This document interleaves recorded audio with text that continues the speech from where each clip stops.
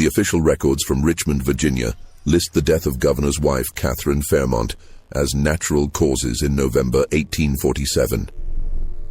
But the sealed documents that remained locked in the state archives for over a century tell a different story, one involving 5 enslaved men who lived in separate quarters connected by underground passages to the governor's mansion, a series of unexplained pregnancies among the household staff, and a fire that destroyed an entire wing of the estate just hours after Catherine's body was discovered. The Virginia General Assembly held 3 emergency closed-door sessions in the weeks following her death, and every member who attended signed a confidentiality agreement that wasn't set to expire until 1947. What they discussed has never been officially disclosed, but the personal diaries of 7 legislators, discovered separately over the decades, all reference the same phrase: the arrangement in the East Wing. Before we continue with the story of Catherine Fairmont and the secrets that died with her, take a moment to subscribe to Liturgy of Fear and leave a comment telling us which state you're listening from, because what happened in Virginia could have happened anywhere power, isolation, and silence converged. What those legislators knew, and what the Fairmont family spent decades trying to bury, begins not with scandal, but with ambition, and with a young woman whose childhood would shape the monster she would become. Catherine Henley was born in Richmond in 1812, the 3rd daughter of Edmund Henley, a tobacco merchant whose family had accumulated wealth and influence over 5 generations in Virginia. The Henley mansion on Gray Street was one of the finest in Richmond, with imported furniture from England, crystal chandeliers from France, and a staff of 43 enslaved people who maintained the household with invisible efficiency. Catherine's childhood was one of privilege, but also of suffocating expectation. Her 2 older sisters had married well, one to a congressman, another to a plantation owner with holdings in 3 counties. Catherine was expected to do the same, to be beautiful, accomplished, obedient, and silent. She learned to play the pianoforte, to embroider, to speak French, to manage a household. She attended the finest finishing school in Richmond, where young ladies were taught that their purpose was to be ornaments to their future husbands, to produce heirs, and to never ever express an opinion on matters of substance. But Catherine was not like her sisters. She was intelligent, curious, and deeply resentful of the cage that society had built around her. She read books that were considered inappropriate for young ladies: philosophy, history, political theory. She listened at doors when her father entertained politicians and businessmen, absorbing conversations about power, money, and influence. And she watched, with growing fascination and horror, the absolute power that white people held over the enslaved people in her household. She was 12 years old when she first understood what that power meant. One of the housemaids, a girl named Rose who was only a few years older than Catherine, had been caught stealing food from the kitchen. The punishment was swift and brutal. Rose was stripped to the waist and whipped in the courtyard while the entire household staff was forced to watch. Catherine watched from her bedroom window, hidden behind the curtain, and felt something shift inside her. It wasn't horror at the violence, though she recognized that she should feel that. It was something else entirely. A dark, thrilling realization that some people had the power to inflict pain, and others had no choice but to endure it. She began to experiment with that power in small ways. She would give orders to the enslaved children who worked in the house, watching to see how far she could push them before they showed fear or resentment. She would report minor infractions to her mother, knowing that punishment would follow. She would create situations where enslaved people would fail at tasks, then watch as they were disciplined. Her mother noticed and was pleased. "You have a firm hand," she told Catherine approvingly. "That will serve you well when you manage your own household." Her father noticed too, but with less approval. There was something in Catherine's eyes when she exercised power that disturbed him. A coldness, a calculation that seemed unnatural in a young girl. But he said nothing. Girls were their mother's responsibility. And besides, a strong will could be useful in a wife as long as it was properly directed. Catherine grew into a beautiful young woman. She had auburn hair that caught the light like copper, green eyes that could appear warm or cold depending on her mood, and a figure that drew admiring glances from Richmond's young men. She was accomplished, charming, and perfectly trained in the art of being what men wanted to see. But beneath the surface, Catherine was seething with rage at the limitations placed on her. She watched her father make business decisions, her brothers-in-law wield political influence, and she knew that she was smarter than most of them. But she would never be allowed to own property in her own name, to vote, to have any legal existence separate from her father or future husband. In the eyes of the law, she was barely more than property herself. Valuable property, to be sure, but property nonetheless. The only power she would ever have was the power over those beneath her in the social hierarchy, and she intended to use it. Thomas Fairmont entered her life in 1830, when Catherine was 18. He was 32, a widower whose first wife had died in childbirth along with the baby. He was handsome in a stern way, educated, ambitious, and looking for a wife who could help him navigate Richmond society as he built his political career.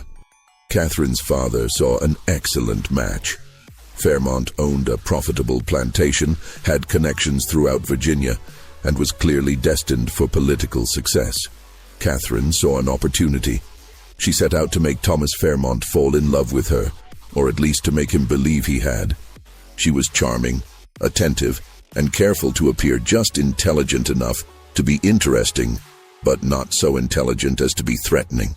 She laughed at his jokes, asked thoughtful questions about his political ambitions, and presented herself as the perfect political wife, beautiful, accomplished, and completely devoted to supporting his career. They were married in June 1831 in a ceremony at St. John's Episcopal Church that was attended by everyone who mattered in Richmond society. Catherine was 19 years old, and she believed that marriage would give her the power and independence she craved. She was wrong. Thomas Fairmont was not a cruel husband by the standards of his time. He provided well for Catherine, gave her a generous household allowance, and treated her with the distant courtesy that was considered appropriate between spouses of their class. But he also made it clear that she was to have no involvement in his business or political affairs, that her role was to manage the household and produce heirs, and that he expected her to be obedient and unquestioning. Catherine found herself in a new cage, one that was gilded and comfortable, but still a cage. She had traded her father's authority for her husband's and gained nothing in the process. The first few years of marriage were marked by disappointment and growing resentment. Catherine did not become pregnant, despite Thomas's regular visits to her bedroom, visits that were dutiful, brief, and entirely focused on the production of an heir. She underwent examinations by doctors who poked and prodded her and declared that there was no obvious reason for her failure to conceive. The implication was clear. The fault was hers, and she was failing in her primary duty as a wife. Thomas never said anything directly, but Catherine could see the disappointment in his eyes, could hear the whispers at social gatherings. A wife who couldn't produce children was a failure, and Catherine had spent her entire life being told that failure was unacceptable. She began to withdraw from society, spending more time alone in the Fairmont plantation house in Hanover County. Thomas was often in Richmond, attending to business and political matters, and Catherine was left to manage the household and the plantation's enslaved workforce. It was during this period of isolation that Catherine began to develop what would later become the arrangement. The Fairmont plantation had over 100 enslaved people working the tobacco fields, maintaining the grounds, and running the household. Catherine, as mistress of the plantation, had absolute authority over all of them. She could order them to do anything, punish them for any reason or no reason at all, and no one would question her decisions. She began to exercise that power in increasingly disturbing ways. She would summon enslaved men to her sitting room and order them to stand for hours while she read or did needlework, watching them struggle to remain still, to hide their discomfort. She would create impossible tasks, ordering a room to be cleaned to perfection, then finding fault with invisible specks of dust and ordering it cleaned again. She would pit enslaved people against each other, rewarding one and punishing another for the same behavior, watching how they scrambled to please her, to avoid her displeasure. The enslaved people on the Fairmont plantation learned to fear Catherine in a way that was different from their fear of the overseers or even of Thomas Fairmont himself. The overseers were brutal but predictable. If you worked hard and followed the rules, you could usually avoid the worst punishments. Thomas Fairmont was distant and largely indifferent as long as the plantation ran smoothly and produced profit. But Catherine was capricious, creative in her cruelty, and seemed to take genuine pleasure in exercising her power. She would smile while ordering punishments, speak in a soft, sweet voice while describing exactly how a transgression would be addressed. The enslaved people whispered that there was something wrong with her, something broken inside that made her enjoy their suffering. In 1838, Thomas Fairmont was elected governor of Virginia. It was the culmination of years of political maneuvering, and he was triumphant.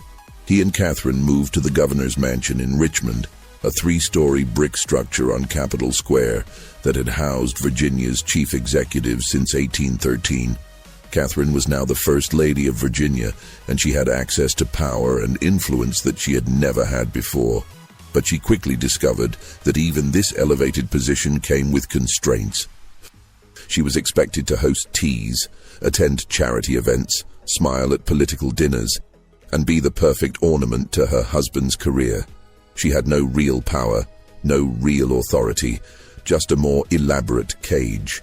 The governor's mansion employed a staff of 32 enslaved people, and Catherine immediately began to assert control over them. She reorganized the household, changed schedules, and made it clear that she expected absolute obedience and perfection. The staff, most of whom had worked in the mansion for years under previous governors, found themselves walking on eggshells, never sure what would displease the new mistress. But Catherine wanted more than just a well-run household. She wanted something that was entirely hers, a space where she had absolute control, where she could exercise power without any oversight or interference. In the spring of 1840, she conceived of the arrangement. The east wing of the governor's mansion housed Catherine's private apartments. A bedroom, a sitting room, a small library, and a dressing room. The rooms were spacious and well-appointed, with high ceilings, large windows, and fireplaces in every room. Directly beneath these rooms was a section of the basement that had been used for storage, old furniture, trunks of linens, boxes of papers from previous administrations. Catherine looked at that basement space and saw possibility. She told Thomas that she wanted to renovate the basement beneath her apartments to create proper quarters for personal servants who would attend to her needs. It wasn't an unusual request. Wealthy women often had enslaved people who worked exclusively for them. Thomas, busy with legislative sessions and political crises, approved the renovation without much thought. He gave Catherine a budget and told her to handle it as she saw fit. Catherine hired workers from outside Richmond, men who didn't know the Fairmont family and wouldn't gossip about the unusual specifications she provided. She wanted the basement divided into 5 separate rooms, each with a door that locked from the outside. She wanted each room furnished with an actual bed, not just a pallet on the floor, along with a small table, a chair, and a lamp. She wanted a small kitchen area installed with a stove and storage for food, and she wanted a separate staircase built, connecting the basement directly to her private sitting room so that she could access the basement quarters without going through the main house. The workers thought it was odd, but they were being paid well, and they had learned not to ask questions of wealthy clients. They completed the renovation in 6 weeks, and Catherine inspected every detail personally, making sure that everything was exactly as she had specified. Then she went to the Fairmont plantation in Hanover County and selected 5 men from the enslaved workforce. She chose carefully. She didn't want field hands, who would be too rough, too uneducated for her purposes. She wanted men who had been trained for household work, men who could read and write, men who were intelligent enough to understand what was expected of them and desperate enough to comply. Marcus was 28, a skilled carpenter who had built furniture for the plantation house. He was tall and strong, with careful hands and a quiet demeanor. He had a wife and 2 children on the plantation, and he lived in constant fear that they would be sold away. James was 26, light-skinned enough that rumors circulated about his parentage. He had worked in the plantation house since he was a boy, serving meals and maintaining the rooms. He could read and write, skills that made him valuable but also dangerous. Literate slaves were always watched more carefully, always suspected of planning escape or rebellion. William was 30, a blacksmith who had been trained by his father. He was powerfully built, with arms like tree trunks from years of working the forge. He had tried to run away once when he was younger, and had been caught and whipped so severely that he still bore the scars across his back. The experience had broken something in him, and he had been docile ever since, going through life with the mechanical obedience of a man who had given up hope. Daniel was 24, the youngest of the group. He had been taught to read and write by a previous owner who had believed in improving his slaves. He was intelligent, curious, and still had enough spirit left to feel anger at his situation, though he had learned to hide it behind a mask of compliance. Samuel was 29, trained as a personal valet. He knew how to care for fine clothing, how to shave a man without nicking the skin, how to move through a room without being noticed. He had the invisible quality that was prized in personal servants, the ability to be present but not intrusive, to anticipate needs without being told. Catherine had each of them brought to her sitting room at the plantation, one at a time, and explained what she wanted. "You're being transferred to Richmond," she told them. "You'll work in the governor's mansion, in my private quarters. You'll have your own rooms, good food, light work. But you must understand that you belong to me completely. You will do exactly as I say, when I say it, without question. If you obey, you'll be treated well.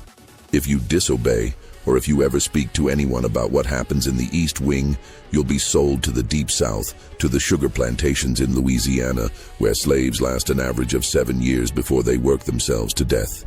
Do you understand?" Each man understood. They had no choice but to understand. In the world they lived in, enslaved people had no rights, no recourse, no way to refuse an order from their owner. They could only obey and hope to survive. In May 1840, the 5 men were transported to Richmond and installed in the basement quarters beneath Catherine's apartments. The door at the top of the private staircase was fitted with a heavy lock, and Catherine kept the only key on a chain around her neck. The arrangement had begun. For the first few weeks, Catherine's demands were relatively benign. She would summon one of the men to her sitting room and have him tend the fire, or move furniture, or read aloud from a book while she did needlework. She was testing them, watching to see how they responded to her orders, how quickly they obeyed, whether they showed any signs of resistance or resentment. They learned quickly that absolute obedience was the only way to avoid punishment. Catherine had a system of rewards and punishments that was both calculated and capricious. A man who pleased her might receive extra food, or a warmer blanket, or a few hours of freedom to walk in the mansion gardens under supervision. A man who displeased her, by moving too slowly, or failing to anticipate her needs, or showing any hint of independent thought, would be locked in his room without food, or forced to stand in the cold basement for hours, or subjected to other creative torments that left no visible marks, but inflicted psychological torture.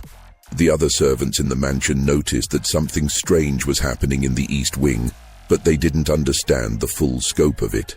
They noticed that Catherine spent most of her time in her private apartments, rarely emerging except for official functions. They noticed that the 5 men from the basement were never seen in the main house, that they seemed to exist in a separate world entirely. They noticed that food sent to the East Wing was different and more abundant than what was served elsewhere in the mansion. Martha, the head cook, was the first to voice her concerns. She was a middle-aged woman who had been enslaved in the governor's mansion for over 20 years, serving under 4 different governors. She had seen a lot in her time, but she had never seen anything quite like Catherine Fairmont's arrangement. "Something ain't right in that East Wing," she told her daughter Bess, who worked as a housemaid. Fairmont, she's got those 5 men locked up down there like prisoners. And the food she wants me to send up, it's like she's feeding guests, not slaves. Roasted chicken, fresh bread, wine from the cellar. What's she doing with them?" Bess had noticed other things.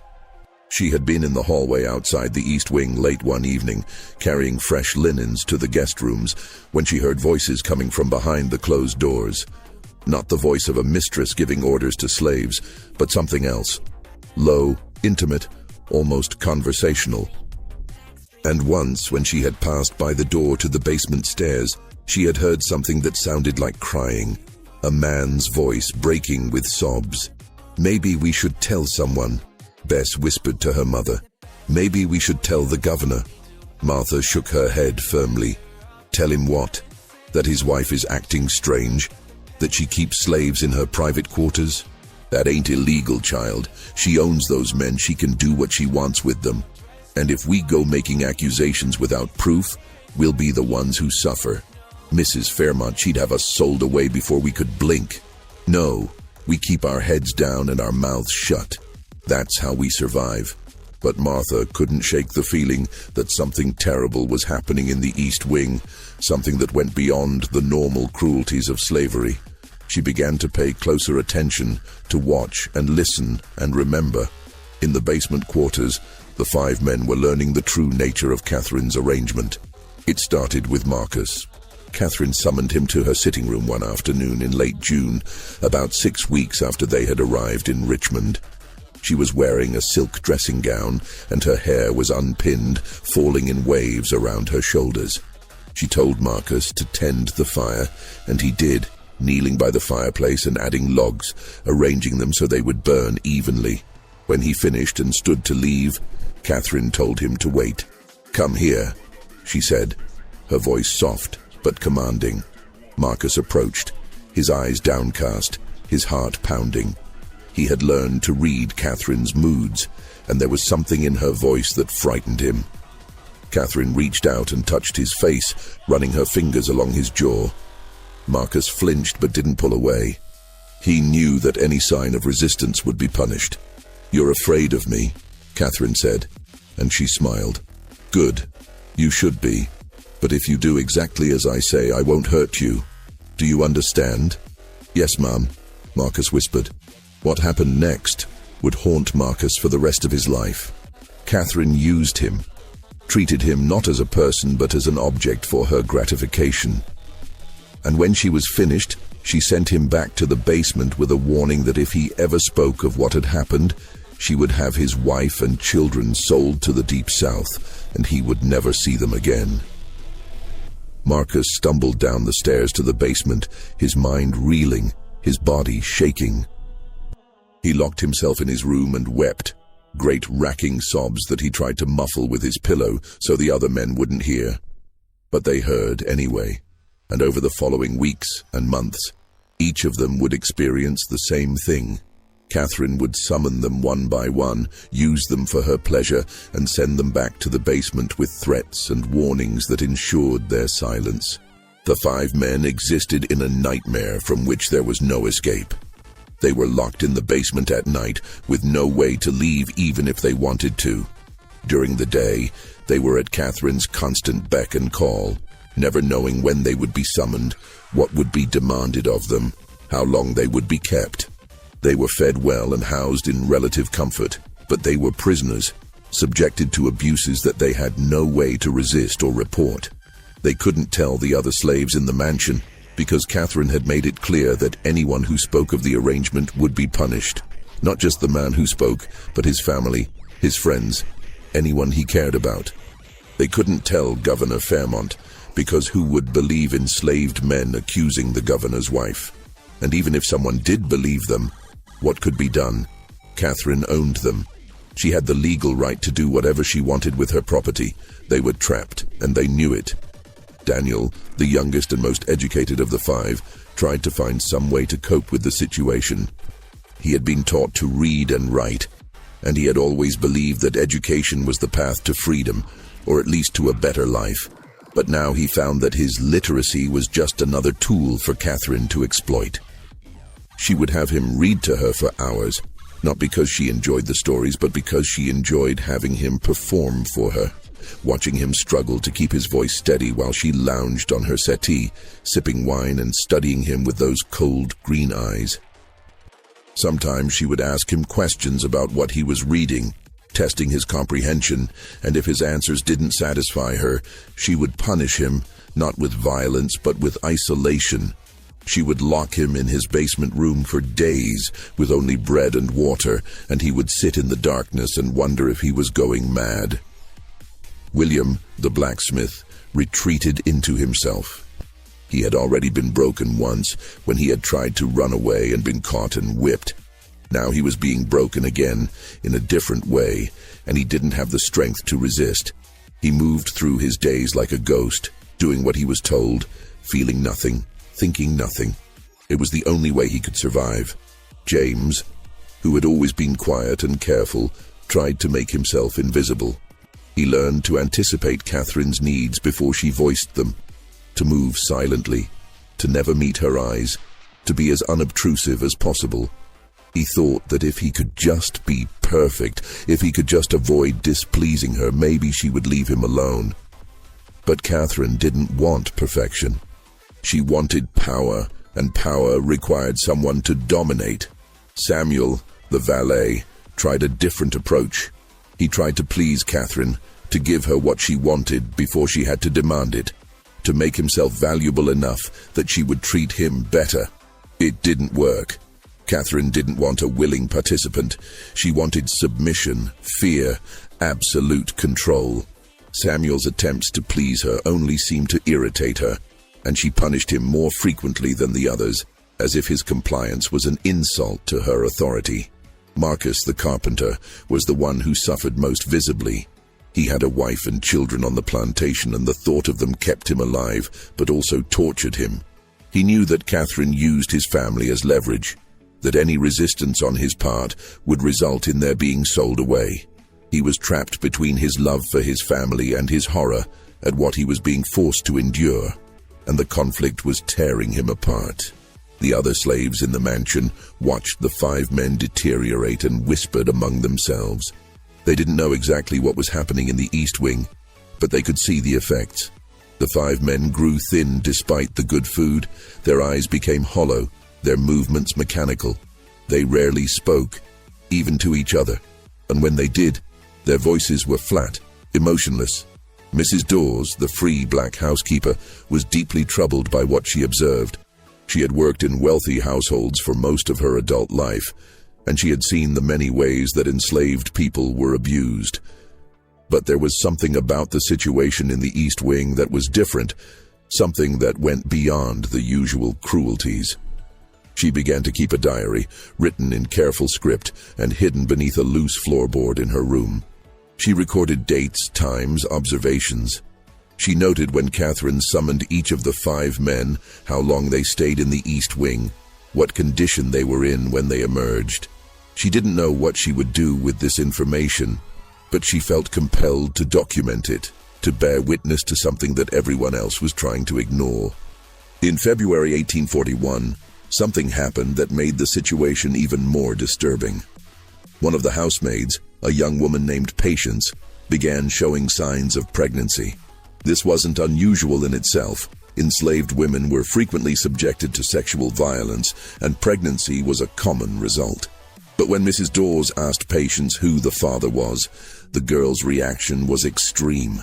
Patience became hysterical, sobbing and shaking, begging Mrs. Dawes not to ask, not to tell anyone. "She made me," Patience finally gasped. "Mrs. Fairmont made me go down there. She watched. She told me what to do. Please, please don't tell anyone. They'll sell me south. They'll separate me from my mother." Mrs. Dawes was horrified. She tried to get more information, but Patience was too terrified to say anything else. The girl was convinced that if anyone found out what had happened, she would be punished, sold away, separated from everyone she loved. Mrs. Dawes faced an impossible dilemma. She was free, yes, but her freedom was precarious. She worked for the governor of Virginia, and if she made accusations against his wife without proof, she would lose her position, her reputation, possibly her freedom itself. And if what Patience was suggesting was true, that Catherine Fairmont was forcing enslaved women to have sexual encounters with the men in the basement and watching while it happened, who would believe it? It was too monstrous, too depraved. People would think Mrs. Dawes was lying, or mad, or trying to cause trouble. She decided to say nothing, but to watch even more carefully. Over the next year, 2 more housemaids became pregnant under similar circumstances. Both refused to name the fathers, both exhibited the same terror when questioned. And both, Mrs. Dawes noticed, had been seen entering the East Wing late at night and emerging hours later, disheveled and weeping. Mrs. Dawes added these observations to her diary, along with her growing suspicion about what Catherine was doing. It seemed that Catherine wasn't content with using the 5 men for her own gratification. She was also orchestrating encounters between them and the enslaved women in the household, treating human beings like livestock, breeding them for her own amusement or some twisted psychological need. The 5 men in the basement knew what was happening, but they were powerless to stop it. When Catherine would summon one of them and bring a terrified housemaid down to the basement, they had no choice but to comply. Refusal would mean punishment, not just for them, but for the women, who would be blamed for the men's disobedience. It was a level of depravity that went beyond anything they had experienced before. They were being used not just for Catherine's pleasure, but as instruments of her power over others. They were being forced to participate in the violation of women who were just as trapped and powerless as they were. Daniel, who still had some spark of resistance left in him, tried once to refuse. Catherine had brought a young housemaid to the basement, a girl who couldn't have been more than 16, and ordered Daniel to take her into his room. Daniel looked at the girl's terrified face and said, "No." Catherine's expression didn't change. She simply said, "Very well," and sent the girl away. Then she had Daniel locked in his room for a week with no food, only water. When she finally let him out, she brought the same girl back and repeated her order. This time, Daniel obeyed. He had learned that resistance was futile, that it only resulted in prolonged suffering for everyone involved. It was better to comply quickly and get it over with, to try to be as gentle as possible with the women who were forced into the basement, to whisper apologies that meant nothing but were all he had to offer. The psychological toll on all 5 men was devastating. They were being forced to participate in their own degradation and the degradation of others, and there was no escape, no relief, no hope. They existed in a state of constant fear and shame, knowing that what was happening was wrong, but unable to stop it. Marcus began to have nightmares. He would wake in the middle of the night, gasping and sweating, haunted by images of his wife and children being dragged away in chains. He stopped eating, lost weight, developed a tremor in his hands that made it difficult to do the carpentry work that had once been his pride. James retreated further into silence. He stopped speaking entirely unless directly addressed, and even then, his responses were monosyllabic.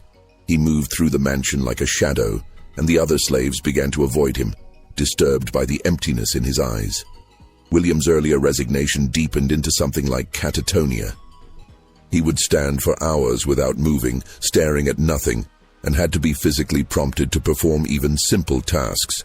Daniel's anger, which he had tried so hard to suppress, began to leak out in small ways. He would clench his fists until his nails drew blood, would mutter under his breath when he thought no one was listening, would sometimes look at Catherine with such hatred that even she noticed and punished him for his insolence.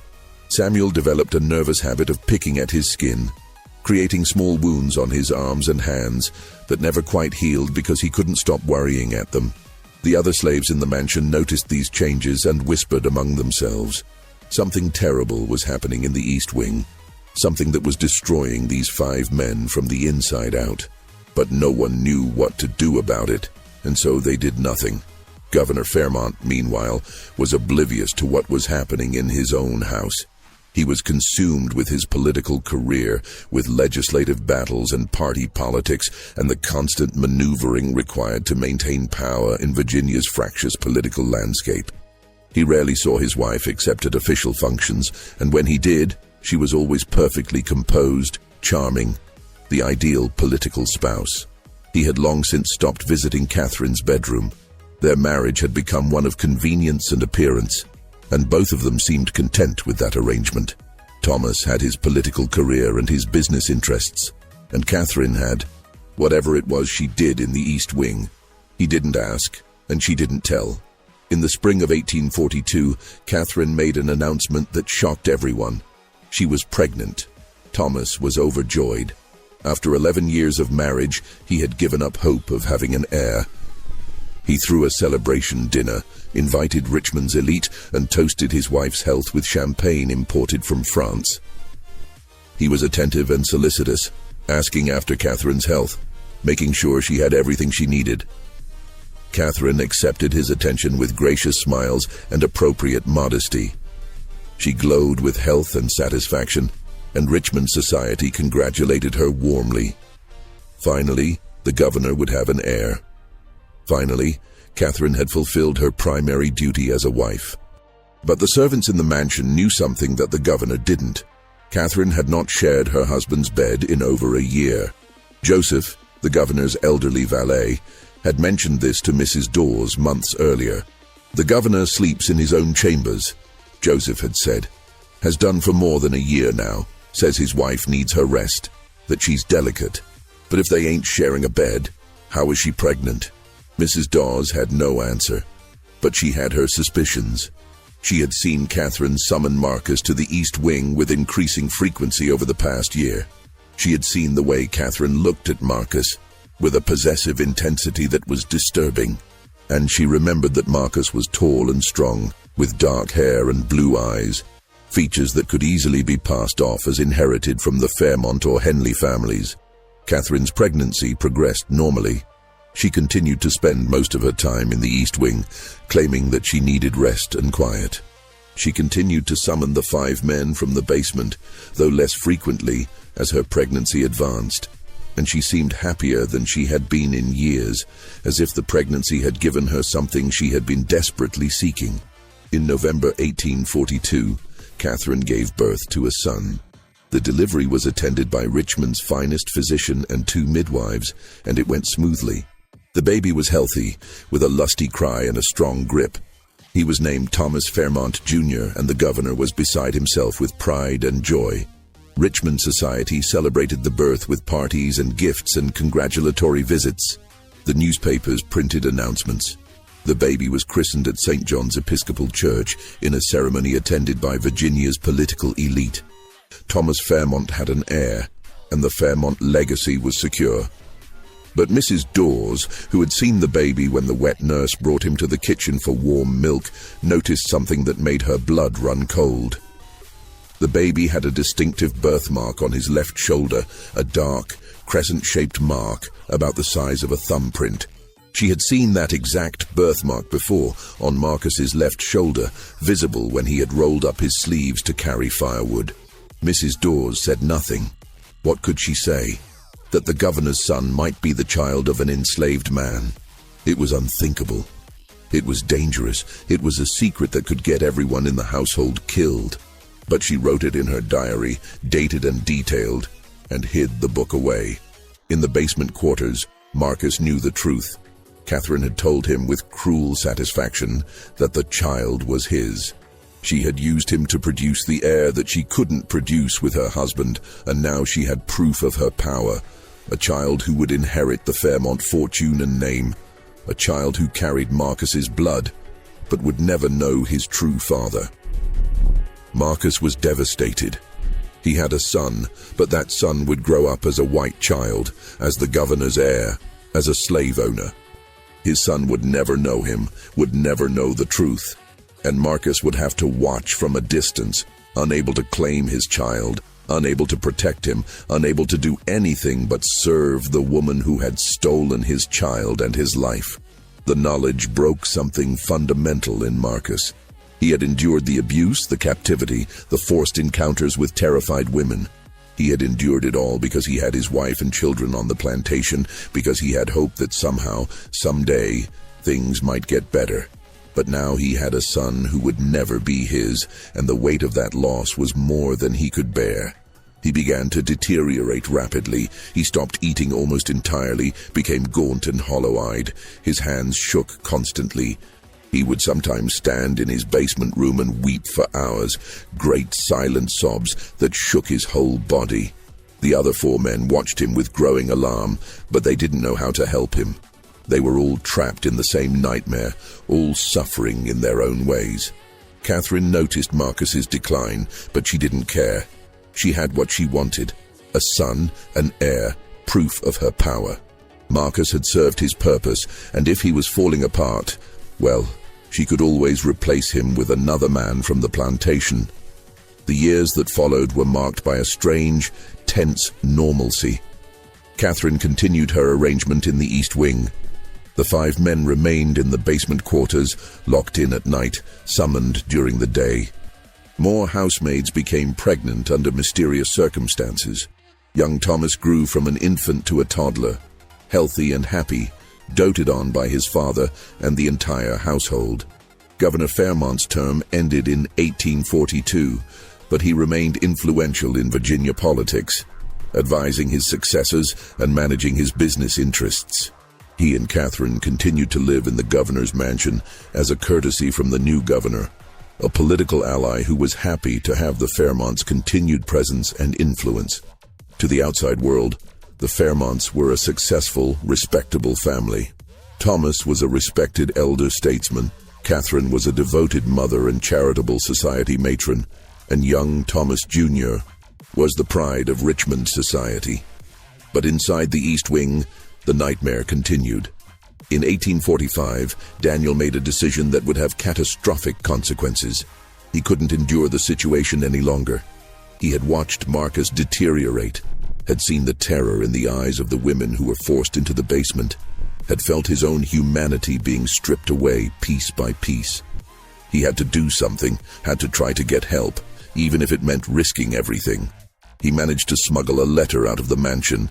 How he did it, no one ever knew for certain. Perhaps he bribed a delivery boy with a coin he had somehow acquired. Perhaps he slipped it into a merchant's cart when no one was looking.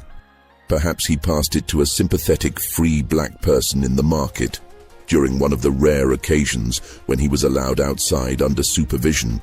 However he did it, a letter written in Daniel's careful handwriting reached the offices of the Richmond Inquirer, the city's most prominent newspaper.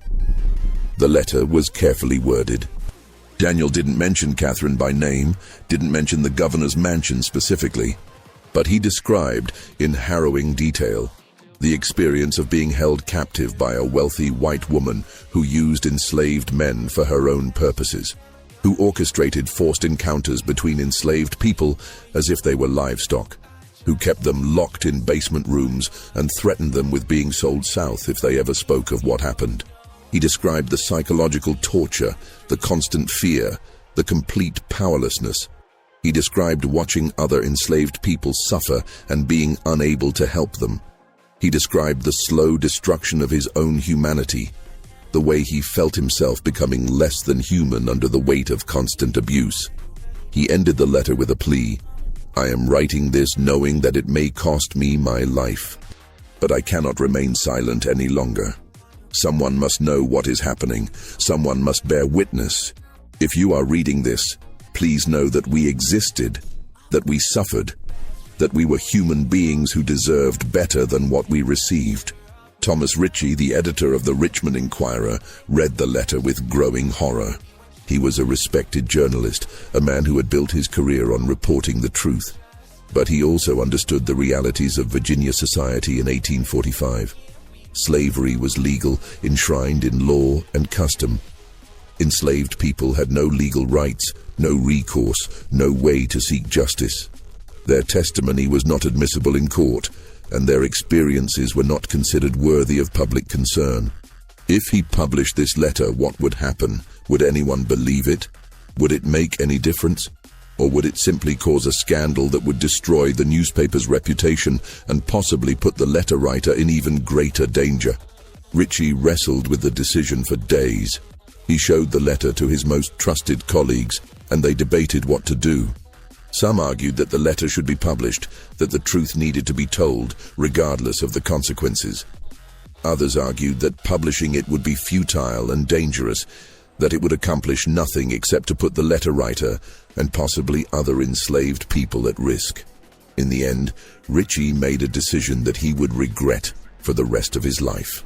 He decided not to publish the letter, but he didn't destroy it either. He locked it in his desk drawer, where it would remain for decades, a piece of evidence too dangerous to reveal but too important to discard. Daniel's attempt to seek help had consequences that he couldn't have anticipated. Catherine discovered the letter. How she found out about it, no one knew for certain. Perhaps someone at the newspaper mentioned it to a political contact, and word filtered back to the Fairmont circle. Perhaps one of the enslaved people in the mansion had seen Daniel writing and reported it, hoping to gain favor or avoid punishment. Perhaps Catherine simply noticed a change in Daniel's demeanor, a hint of defiance or hope, and investigated until she uncovered the truth. However she found out, her reaction was explosive. She summoned Daniel to her sitting room and confronted him with what she knew. She didn't have the letter itself, but she knew that he had written something, had tried to send it outside the mansion, had attempted to expose her. Catherine flew into a rage unlike anything the household had ever witnessed. She screamed at Daniel, called him ungrateful and treacherous, accused him of betraying her after all she had done for him. The other servants could hear her voice throughout the mansion, shrill and furious, and they cowered in their rooms, terrified of what would happen next. Daniel stood in the sitting room and took her abuse in silence.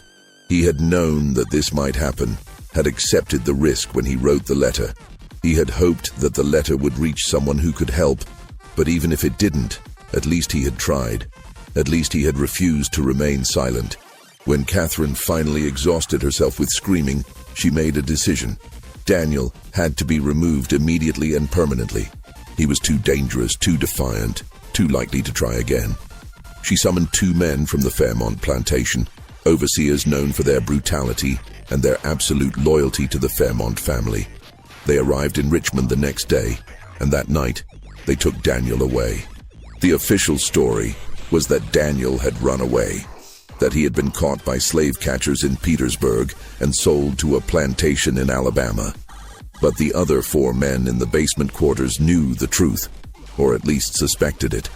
They had heard Daniel being dragged from his room in the middle of the night, had heard his muffled cries, had heard the sound of a wagon leaving the mansion grounds. They never saw Daniel again, and they never learned what happened to him. He simply disappeared, erased from the household records as if he had never existed. Daniel's disappearance had a profound effect on the remaining 4 men. If there had been any hope left in them, any thought of resistance or escape, it died with Daniel's removal. They understood now that Catherine's power was absolute, that there was no help coming, no way out. They could only endure and try to survive. Marcus, who had already been deteriorating, grew worse. He stopped speaking entirely, even when directly addressed. He moved through his days like an automaton, performing his tasks with mechanical precision, but showing no sign of awareness or emotion. His eyes were empty, his face blank. He was a shell of a man, hollowed out by suffering. James, William, and Samuel watched Marcus's decline with growing dread. They could see themselves in him, could see their own future if they remained in the East Wing much longer. But what could they do? They were locked in at night, watched during the day, threatened with the sale of their families if they disobeyed. They were trapped, and they knew it. Catherine, meanwhile, seemed energized by Daniel's removal. She had eliminated a threat, had reasserted her control, had proven that she could make people disappear if they challenged her authority. She became more demanding, more capricious, more creative in her cruelties. She would summon the men at odd hours, keep them for entire nights, send them back to the basement quarters exhausted and hollow-eyed. She began drinking more heavily. Wine with dinner, Brandy in the afternoon, whiskey late at night. Her hands shook. Her temper flared at the smallest provocation. Her mood swings became more extreme.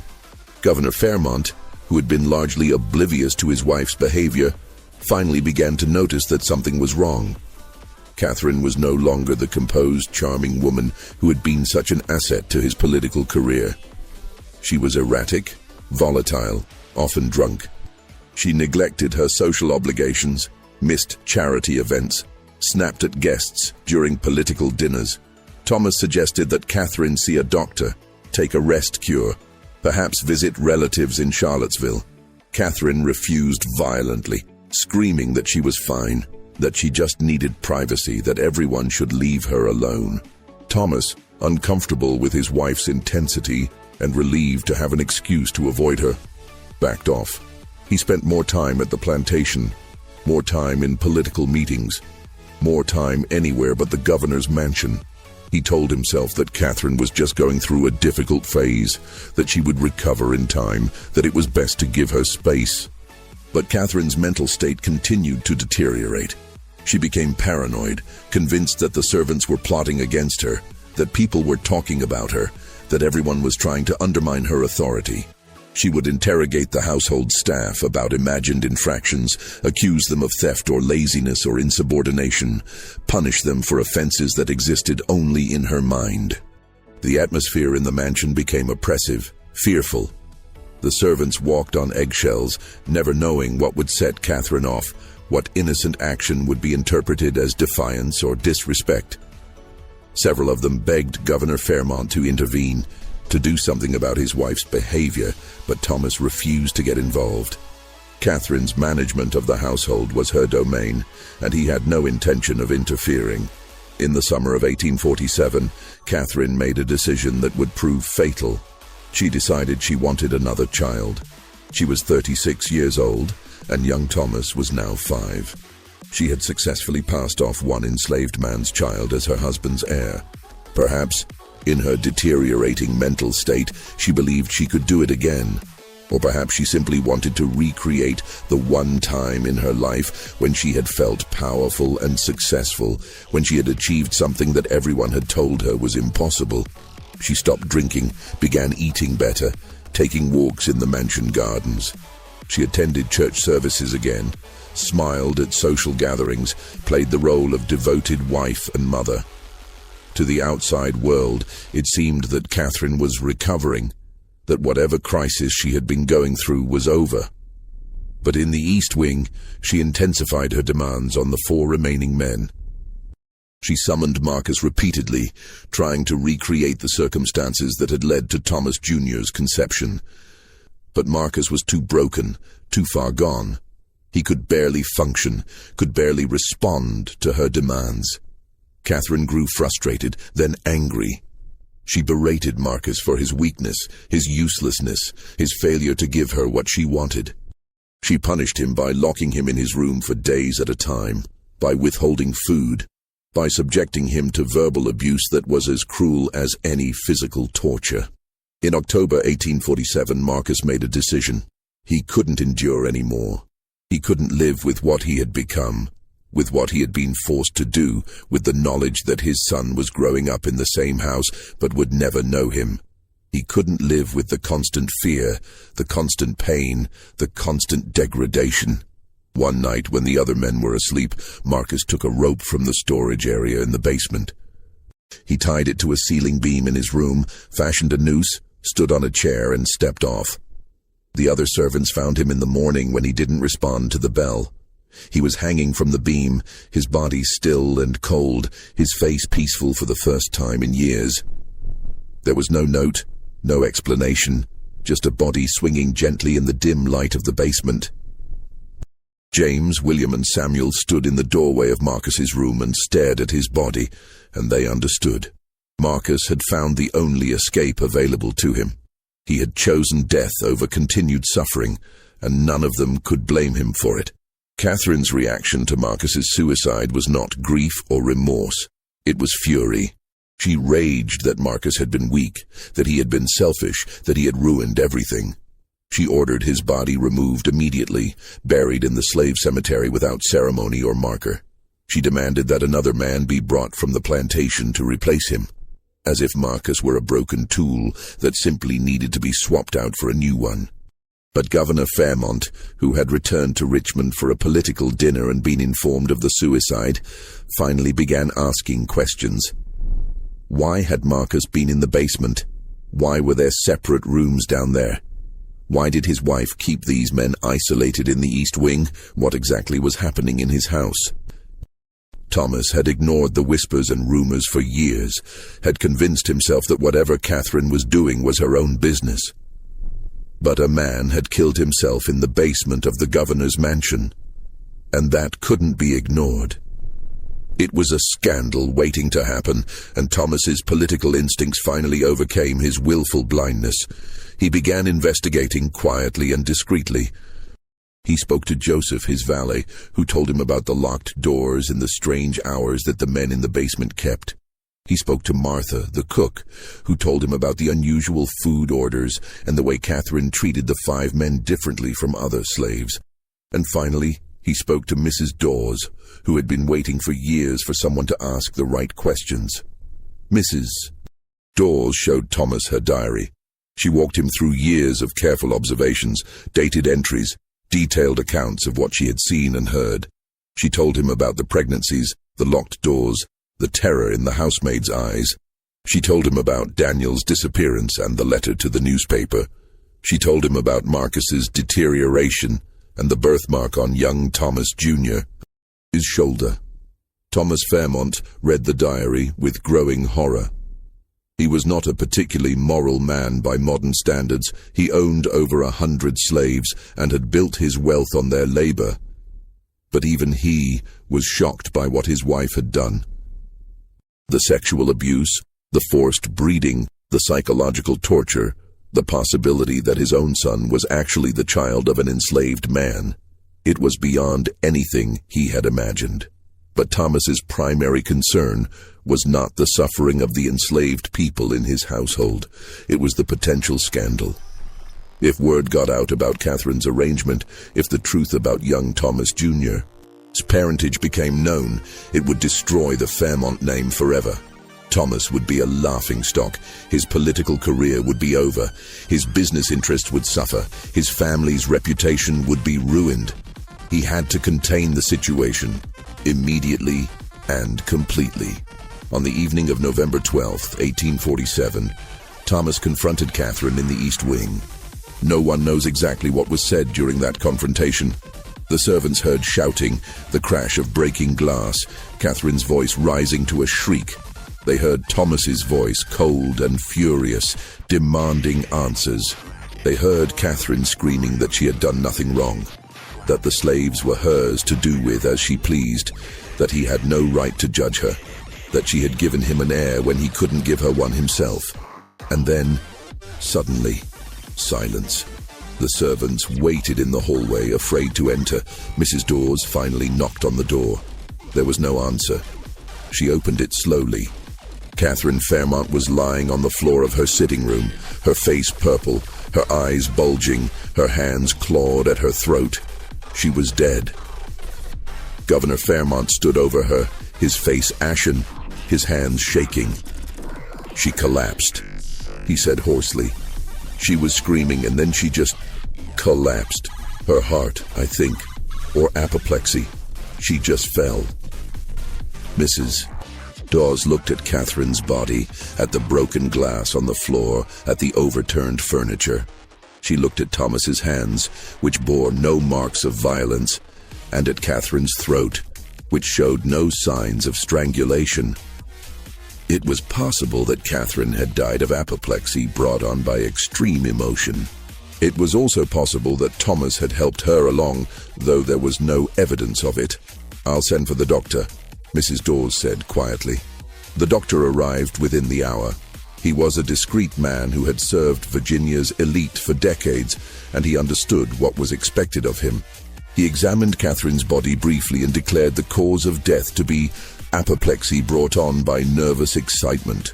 It was a convenient diagnosis, vague enough to be unverifiable, respectable enough to avoid scandal, and plausible enough that no one would question it. Catherine was buried 3 days later in Hollywood Cemetery, in the Henley family plot. The funeral was well attended by Richmond society. The newspapers printed glowing obituaries praising her charity work and devotion to her family. No one mentioned the East Wing, or the 5 men, or the secrets that had died with her. But Thomas Fairmont knew that the danger wasn't over. There were still 3 enslaved men who knew everything. There was Mrs. Dawes and her diary. There were the housemaids who had been forced into the basement rooms. There was the letter in Thomas Ritchie's desk. There was young Thomas Jr. with his telltale birthmark. Thomas acted swiftly and ruthlessly to eliminate every trace of the scandal. The 3 remaining men from the basement quarters, James, William, and Samuel, were sold to a slave trader within a week of Catherine's death. The trader specialized in the Deep South market, and the 3 men were transported to Louisiana, where they disappeared into the vast plantation system. Thomas made sure they were sold to different owners in different parishes, ensuring they would never see each other again and never have the opportunity to tell their story together.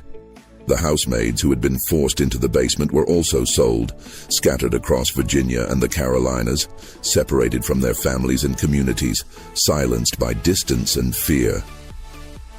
Mrs. Dawes was offered a generous sum of money, more money than she had ever seen in her life, and a letter of recommendation to a family in Philadelphia. The unspoken message was clear. Take the money, leave Virginia, and never speak of what you saw. Mrs. Dawes, practical and aware of how precarious her position was, accepted. She took her diary with her, hidden in her trunk, and left Richmond on a cold December morning. She would live in Philadelphia for the rest of her life, and she would never speak publicly about what she had witnessed in the governor's mansion. Thomas then did something extraordinary. He called an emergency meeting of the Virginia General Assembly's leadership. Men he had worked with for years, men who owed him favors, men who understood that the reputation of Virginia's political class was at stake. He told them everything, not because he felt guilty or wanted to confess, but because he needed their help to bury the scandal completely. The legislators were shocked, disgusted, and terrified. If this story became public, it would be a disaster not just for the Fairmont family, but for all of them. It would fuel abolitionist propaganda in the North, damage Virginia's reputation, raise uncomfortable questions about what happened in the private quarters of the wealthy and powerful, and potentially inspire enslaved people to resist or rebel. They made a decision. The East Wing of the governor's mansion would be closed, renovated, and repurposed. All records related to the enslaved people who had worked there would be lost in a convenient filing error.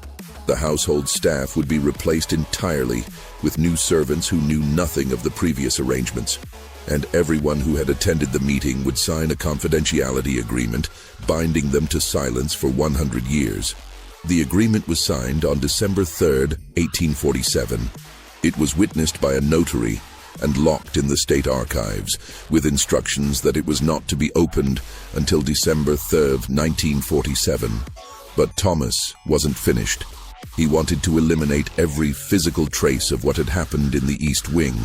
On the night of December 15, 1847, a fire broke out in the East Wing of the governor's mansion. It started in Catherine's former sitting room and spread rapidly, consuming the entire wing before the fire brigade could contain it. The official report blamed faulty chimney construction, but the servants whispered that Thomas had set it himself, determined to destroy every trace of what his wife had done. The fire destroyed Catherine's sitting room, her bedroom, her library, and the private staircase that led to the basement quarters. The heat was so intense that it cracked the foundation and caused part of the basement to collapse. When the ruins were cleared away, Thomas ordered the basement quarters filled in with brick and mortar, sealed off as if they had never existed. The East Wing was rebuilt in 1848 with a completely different layout. The new rooms bore no resemblance to Catherine's private apartments. It was as if that entire section of the mansion had been erased from history. Thomas Ritchie, The newspaper editor who had received Daniel's letter kept it in his desk until his death in 1854. His son found it while going through his father's papers, and after reading it, made the same decision his father had. It was too dangerous to publish, but too important to destroy. The letter passed through 3 generations of the Ritchie family before being donated to the Virginia Historical Society in 1921, where it was filed away unread in a box of miscellaneous correspondence. Mrs. Dawes lived in Philadelphia until her death in 1869. Her diary was found among her possessions by her granddaughter, who was horrified by its contents but also recognized its historical importance. She donated it anonymously to the Library of Congress in 1903, where it sat in the manuscript collection, uncatalogued and unexamined for decades. Thomas Fairmont lived until 1856, dying of pneumonia at the age of 60. He took his secrets to the grave, and his obituaries praised him as a statesman and a pillar of Virginia society. His son, Thomas Jr., grew up to be a Confederate officer, dying at the Battle of Gettysburg in 1863 at the age of 20. He never knew the truth about his parentage, and the birthmark on his shoulder was noted in his military medical records as a distinguishing mark, crescent-shaped left shoulder. The 3 men who were sold to Louisiana, James, William, and Samuel, left no records of their later lives. They disappeared into the anonymity of slavery, their names appearing in ledgers and bills of sale, but never in any document that recorded their voices, their experiences, or their fates. If they survived until emancipation in 1865, there is no record of it. If they tried to return to Virginia to tell their story, no one documented it. They simply vanished from history, as if they had never existed. Marcus was buried in the slave cemetery behind the Fairmont plantation in Hanover County. The cemetery was abandoned after the Civil War, and by the 1920s it had been swallowed by forest. In 1968, a developer clearing land for a housing subdivision discovered the cemetery and was required by law to relocate the remains. Marcus's grave was identified by a crude wooden marker that had somehow survived, with his name and the year 1847 carved into it. His remains were moved to a public cemetery, where they lie today under a small stone that reads simply, Marcus D. 1847. Daniel's fate remains unknown. There is no record of him being sold to Alabama, no record of him arriving at any plantation in the Deep South, no record of what happened to him after he was taken from the governor's mansion in the middle of the night. He simply disappeared, and his disappearance remains one of the many mysteries surrounding the scandal. The truth about Catherine Fairmont remained hidden for over a century. The confidentiality agreement kept the legislators silent until 1947, and by then, most of them were dead. The diary and the letter sat in archives, unread and uncatalogued. The physical evidence had been destroyed in the fire. The witnesses had been scattered or silenced. It was a perfect cover-up, and it might have remained hidden forever if not for a series of coincidences. In 1952, a graduate student at the University of Virginia named Robert Hayes was researching Virginia political history for his dissertation. He was looking for information about household management in the antebellum South, and he spent weeks in the Library of Congress manuscript collection, going through boxes of old letters and diaries. He almost missed Mrs. Dawes's diary. It was in a box labeled Miscellaneous Household Records 19th Century, and it had never been properly catalogued. But Hayes was thorough, and he opened every box, examined every document. When he started reading the diary, he thought at first that it must be fiction, some kind of Gothic novel or sensationalist story. But as he read further, he realized that it was too detailed, too specific, too grounded in verifiable facts to be fiction. Mrs. Dawes had recorded dates, names, events that could be cross-referenced with other historical documents. Hayes brought the diary to his advisor, Professor Margaret Chen, who was stunned by its contents.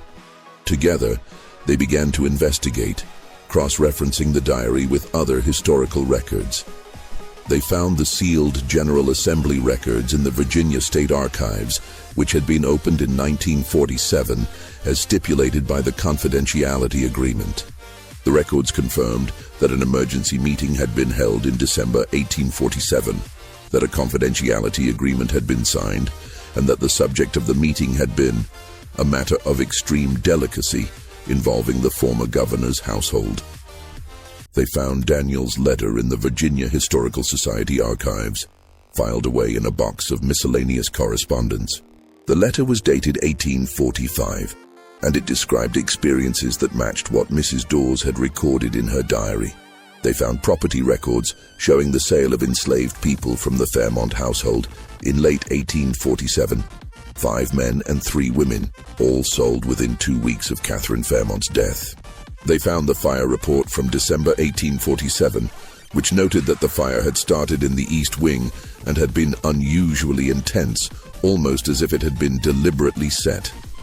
They found Catherine's death certificate, which listed the cause of death as apoplexy.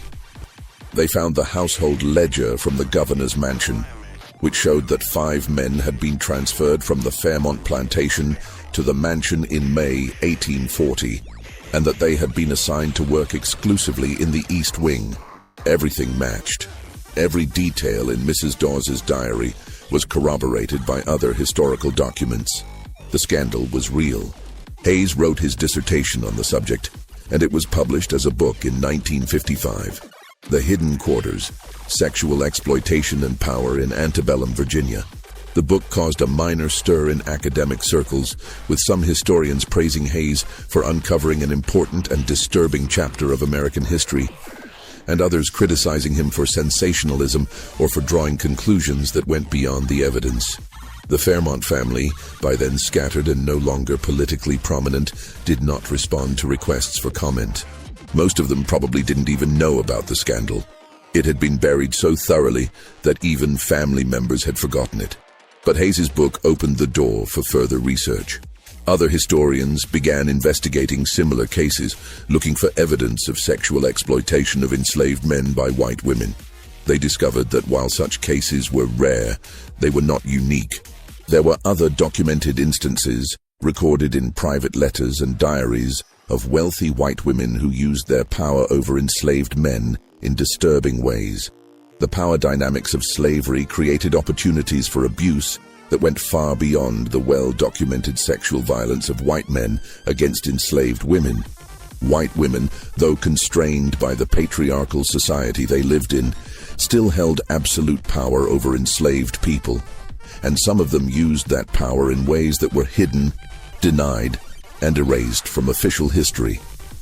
In 1967, a historian named Dr. Patricia Williams published a comprehensive study titled Hidden Abuses, Gender, Power, and Sexual Exploitation in the Antebellum South. The book examined dozens of cases similar to Catherine Fairmont's, drawn from private letters, diaries, court records, and oral histories collected from the descendants of enslaved people. Williams argued that the sexual exploitation of enslaved men by white women was far more common than previously believed, but that it had been systematically erased from historical memory because it contradicted the prevailing narratives about both slavery and gender. The scandal of Catherine Fairmont was exceptional not because it was unique, but because it was documented. Most such cases left no trace, protected by the same forces that protected Catherine: social pressure, political power, and the legal invisibility of enslaved people, whose testimony was not admissible in court, and whose experiences were not considered worthy of record. Today, the governor's mansion in Richmond still stands, though it has been renovated and expanded many times since 1847. It serves as the official residence of Virginia's governors, and it is also open for public tours. Tourists walk through its elegant rooms, admiring the period furniture and the portraits of Virginia's governors. There is no plaque mentioning Catherine Fairmont, no marker indicating where the East Wing once stood, no acknowledgement of the 5 men who were held captive in the basement. But if you know where to look, you can still see traces of the original structure. In the basement, there are sections of brick wall that are slightly different in color from the surrounding walls, the places where the separate quarters were filled in and sealed. In the Virginia State Archives, there are gaps in the household records for the governor's mansion between 1840 and 1847, pages that were removed or lost. And in the slave cemetery records for Hanover County, there is a notation for Marcus, with the cause of death listed as self-murder, a term that appears nowhere else in the ledger. The story of Catherine Fairmont raises questions that have no easy answers. How many other women in positions of power exploited those beneath them in ways that were never recorded? How many enslaved people suffered abuses that were so taboo, so unthinkable, that even other slaves couldn't speak of them?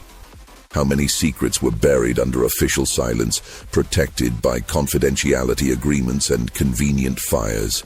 And perhaps most disturbingly, if Mrs. Dawes hadn't kept her diary, if Daniel hadn't written his letter, if Robert Hayes hadn't stumbled across these documents by chance, would we ever have known this happened at all? The historical record is full of silences, gaps where uncomfortable truths should be. The scandal of Catherine Fairmont survived only because a few people refused to let it disappear completely, even when doing so put them at risk. Mrs. Dawes documented what she saw, even though she knew that speaking out could cost her everything. Daniel wrote his letter, even though he knew it might cost him his life. Thomas Ritchie kept the letter, even though publishing it could have destroyed his newspaper. And Robert Hayes pursued the truth, even though some of his colleagues warned him that the subject was too controversial, too disturbing, too likely to damage his academic career. They preserved the truth because they believed that what happened in the east wing of the governor's mansion mattered, that the suffering of Marcus and James and William and Daniel and Samuel mattered, that the terror of Patience and the other housemaids mattered. They believed that history should record not just the grand political events and the lives of the powerful, but also the hidden abuses, the secret cruelties, the suffering of those who had no voice. What do you think of this story? Do you believe everything was revealed, or are there still secrets buried in the archives, waiting to be discovered? How many other scandals like this one have been successfully buried, with no Mrs. Dawes to document them, no Daniel to write a letter, no Robert Hayes to uncover the truth? Leave your comment below and share your thoughts. If you enjoyed this dark chapter of American history and want more stories like this, subscribe to Liturgy of Fear, hit the notification bell, and share this video with someone who loves historical mysteries. See you in the next video.